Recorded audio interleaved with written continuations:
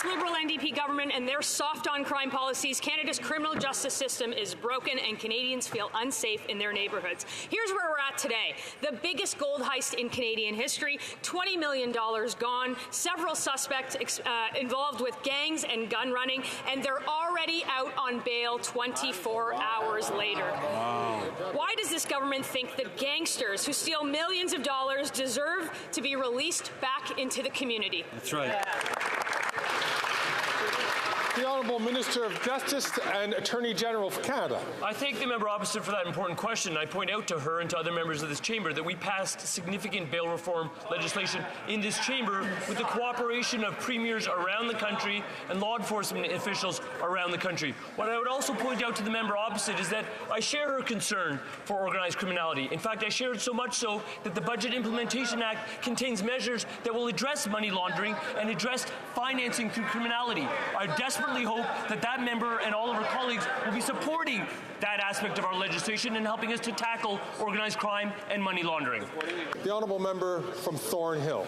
Speaker, it didn't work because Liberals do think that these criminals should be released back into the community because they passed the very bills that made it possible. And they are the reason why gun runners and gangsters who steal millions of dollars in gold get turned back loose into the streets. Did the Prime Minister get a little golden nugget from these criminals to pass his catch and release Bill C-75?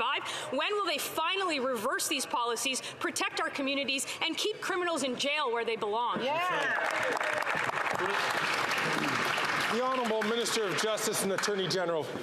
Mr. Speaker, our resolve to ensure communities are safe is strong. What we did in the past 18 months is we've enacted legislation that addresses the acute causes of crime. What we've done in the past 18 months is ensure that the bail reform system deals with violent, serious offenders, and we had the support of law enforcement right around this country.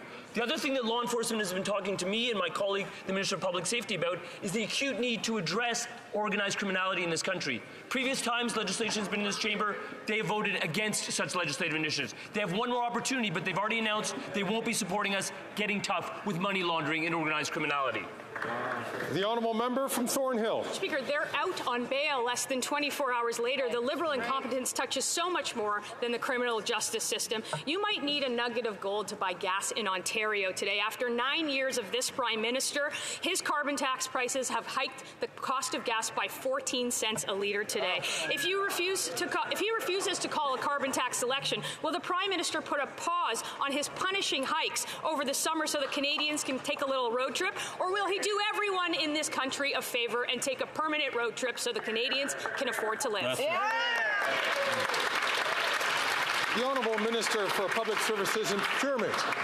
Thank you, Mr. Speaker. 8 out of 10 families receive more in the carbon rebate than they pay on the carbon price. The reason is that all the proceeds from the carbon price are sent back to Canadians. Wealthier families pay more, so low-income and middle-class families get more, Mr. Speaker. 8 out of 10 families get more from the carbon rebate than they pay on the carbon price. In addition to that, obviously, that reduces pollution, that reduces the cost of climate change.